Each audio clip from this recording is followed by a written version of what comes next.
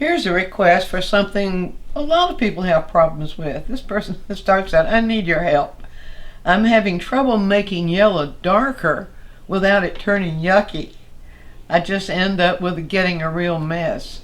Can you do a lesson that will help me with that? It's a little bit like cooking. We'll see how that goes.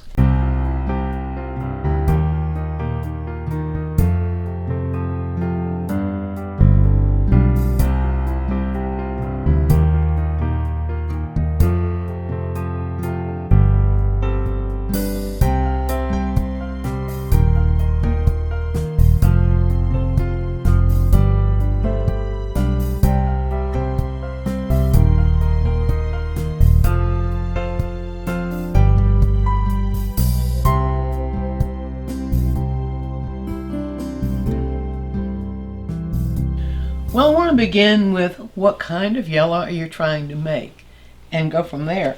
Now, let's start with what happens with yellow as what happens with all colors. But we can see here in this particular color wheel, we have yellow, but you'll notice it gradually can change towards orange and gradually can change towards green. Now, there is a place somewhere in there, and it may have to do with perception, where we still call it yellow. See there? Well, it might not. Okay, right there. We would still call that yellow, and it'll reach a point where you start calling it yellow green, and that's a matter of perception. Same thing over here. There reaches a point where you'll start calling it yellow orange. So that's where we need to start with the problem of how do you darken yellow without it looking yucky.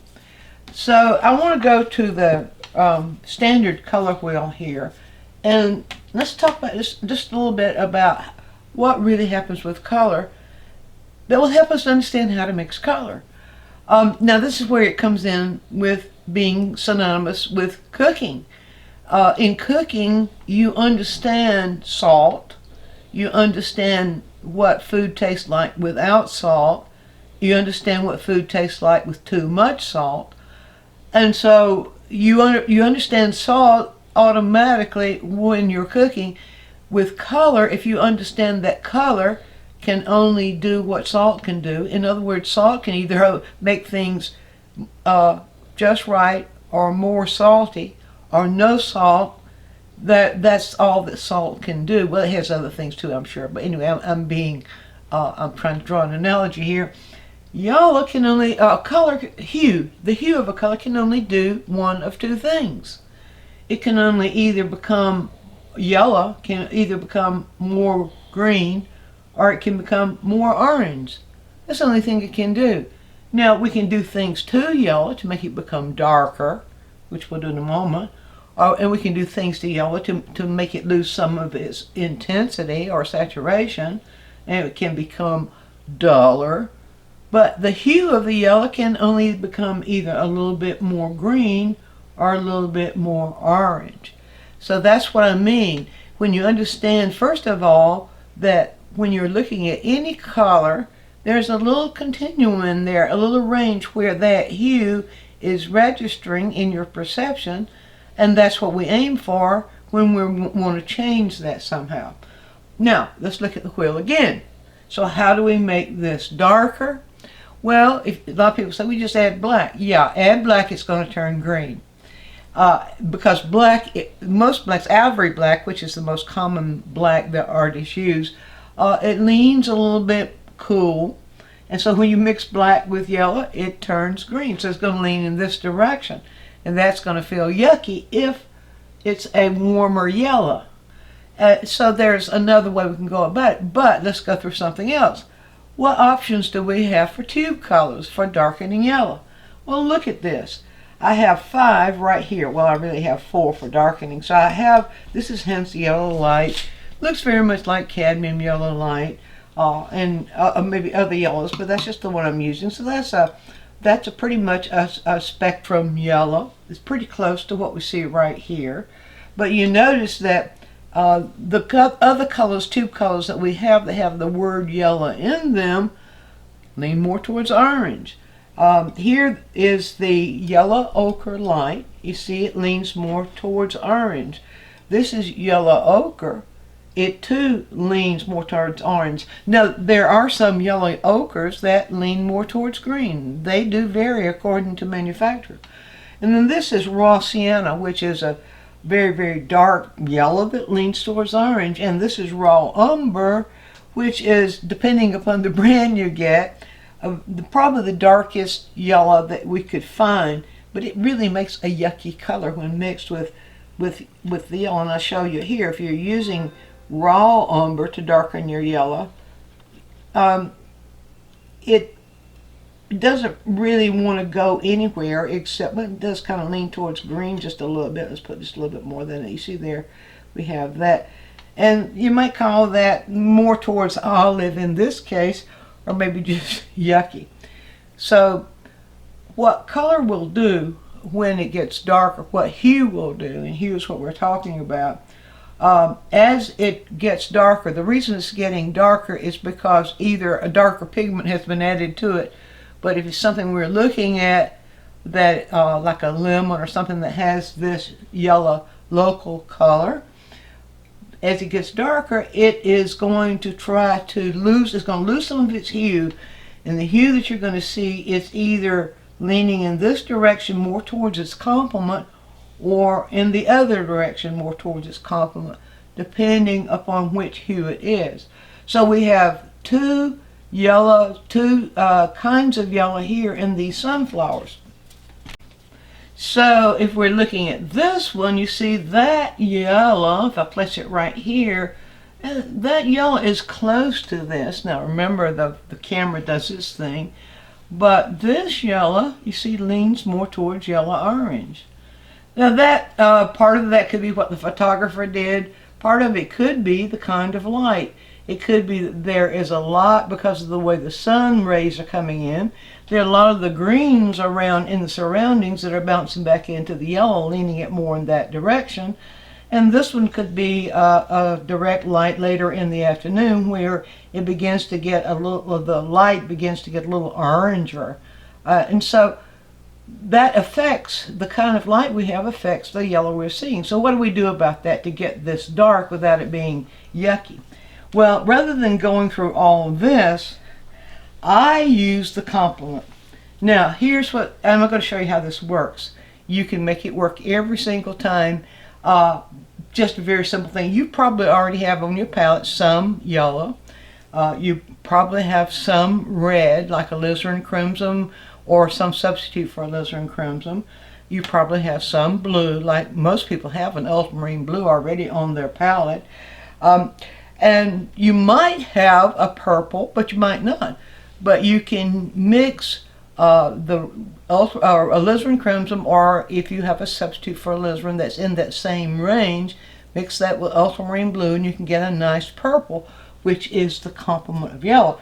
Now, I like the Darkening purple, so I'm going to put that down. Well, I've got some on my palette already.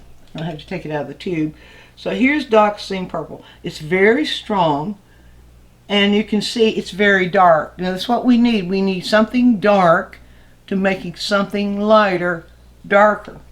Now, let's see what will happen. We have this to compare with. We're going to compare it up here too. Let's see what will happen if I put a little bit of Darkening purple into yellow. So what we'll do there, wipe off my palette knife really good. I'm just going to bring a nice little pile of this yellow down here. Let's see. So that's very, very close to the yellow we have up there. So we'll start with that. And let's say, and I'm not going to do a painting of that. That's not the solution to the question. The solution to the question is, how do you make yellow darker without it being yucky? Alright, so I'll just put on a nice little splotch of this yellow here, and let's see what happens. Now, I'm going to go easy, not just grab a big hunk of that and throw it in, because that's no control. I'm just going to go easy, and I'll put a little bit of that right at the edge, and then I begin to pull a little bit of this into this yellow. You see, it turns dark very, very quickly, because the Darkening purple is a very, very dark color. All right, now if I just stop right there with that mixture, you see what I have here? I have a yellow ochre. Now let's start up here and let's see. Well, we are close. We're in that range, but let's see if we're not in that range over here. I'll show you what we'll do about that in just a moment. But we're in that range right here. We're not quite dark enough. Let's see what happens. Let's pick up some on the brush. Now I want to get that yellow. Be sure, let's pull this yellow down right here so I can work with it without contaminating my little pile of yellow up there. And I'll just load the brush with some of that same yellows I have here. Now let's pull a little bit of this into the edge of that, this little mixture I just made. And let's see what happens. Say if I want to darken that, you see how nice that is? That darkens that yellow very nicely without it going yucky. Now that gives us, you can see, very close to what we're seeing right there. And then if I want to get it any darker, I'll just add a little bit more of that mixture and blend it. And there you go. You see, now that begins to feel like a yellow that's moving into shadow and not just a yellow that's moving into yuck. And of course, if we need it really, really dark, let's just take it all the way. Let's see how dark we can make it and still be in that yellow range. Now you can see that by using the complement, the brighter, the yellow that is more on spectrum or leaning a little bit more maybe in the green area, by using that complement, it seems to feel continuous as the complement as it gets darker, rather than going towards green or going towards orange. Let's see about that. There we go. You see, this is very close. Let me just put a little, get one of my little test strips here, and let's just compare it with what we have right here. You see, that's very, very close to what we have right there. Now, so if the yellow even is leaning even more towards green, if the yellow like this is taking on more of that green, seems to be picking up more of the green reflections, the ambient green light from all the foliage, the green foliage around it. Well, what can we do about that? Well, we add just a little bit of blue, not much, and so we just take a touch of ultramarine blue and let's put it right in here. We don't need much. Usually the problem when people are darkening colors is they go too fast. They don't control the amount of dark that goes in there. And you see, I'm just going to ease into that just a little bit, and I've got it spread out on the palette there so I don't have a big hunk of it. I'm just going to ease into that just a little bit, and that will lean that dark a little bit more towards the green. So it then begins to take on more of a green tone in the dark portion. See, like that feels more like green, whereas here you see it feels more in the warmer range. So that's how you can control. In some areas you may find, like right here for example, that shadow, the shadow right here, seems to be picking up more of that green reflection from the foliage itself. And so let's put a little bit of that on the green, the one where we leaned it towards green. Let's put a bit of that here. And you see that's very, very close. Very, very close to what we have there. So one issue is to allow the shadow portions that you want darker, allow them to go warmer where you're actually reading them as warmer, and go cooler or greener. Cool is greener. Green has the blue in it, so it's cooler than the orange. Go cooler just by adding a little bit of green. So that's one solution to that. And now, what if you want it to go, say this one, like this one does, and you want it to go just a little bit more towards orange? You're reading that dark yellow as more towards orange. Well, we'll do just the logical thing.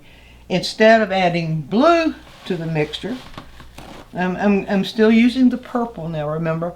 I get the purple in there. The purple being the complement darkens and takes away a little bit of that saturation, and more purple you add, the more it takes away, and leans it towards that feeling of shadow. But if it has a warm light, then we would add the red.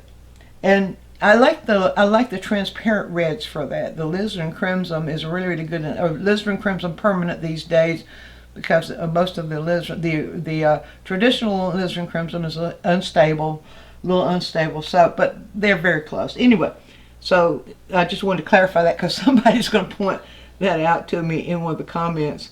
So I'll just bring the alizarin crimson down. Now let's do the same thing. We need it darker. Let's add just a little bit more of the purple in here, in this portion that doesn't have any green in it. Add a little bit more of that purple in there, and now we may say to ourselves, we need that shadow to be a little bit more towards red, have a little bit more red in it. So what do? We add the red. So it's a matter of being able to read those things. Read the hue first. What hue are you looking at? It's not just yellow. Is that yellow leaning more towards green, or is it leaning more towards orange? If it's leaning more towards orange, are the shadows then warmer? Do they need to have a little red added to them? If it's leaning a little bit more towards green, are those shadows cooler? Do they need to have a little blue added to them? So you think that through. It's just like cooking, where you know just how much of what to add. If you want your food a little sweeter, you're probably going to add some sort of sweetener to it, sugar perhaps. All right, so I'm going to rinse the brush really, really good so I don't have any of that green in the brush. And then dry it thoroughly. Always dry your brushes thoroughly when you rinse them. Else it's going to get the paint all diluted and you lose control. So right here is my adjusted warmer version of that mixture, and here it is right there. See that? Oh, by the way, that is pretty much the same color. Let me show you that too. That's pretty much the same color as the raw sienna. A little bit more of that red in it, and it will be. See there, right there. Pretty much the same color. So as it did in my there's a quick tip why I don't use earth colors, and this is just kind of an extension of that. Why do you need all these colors when you can make them with what you already have, and with simple little additions and adjustments where you can actually control what you see? So give that a try, where you're just using your yellow, where you're using a really a good violet. I like the Dioxazine purple as a good strong dark for darkening yellow. But if you don't have the Dioxazine purple, you might make your own from ultramarine blue and alizarin crimson. But give it a try where you start out by adding a little bit of the purple to it, to the yellow. But also keep in mind that one reason your darker yellows might be looking yucky is that there might be a variation of hue going on in that shadow, because shadows pick up the ambient colors around. The way the light rays throw or bounce color into shadows, the shadows are influenced by those colors. So there might be some areas that are leaning more towards the green, and some areas they're moving more towards the orange. But having that variation in there, which should make the whole thing look more natural. Play with the idea and see if it doesn't work for you. Be sure and view all of our quick tips. And while you're doing so, subscribe to the channel, click on the bell so you'll always get a notice when we produce a new quick tip, which is every week. And if you have a question, leave it in the comments section and we'll make a quick tip for you. Also, take a trip over to DyingMinds.com, where I have full-length lessons, downloads, DVDs, lots of other stuff there, some free stuff for you. And while you're there, you can subscribe to the newsletter, and that way you'll always be informed every time we do something new.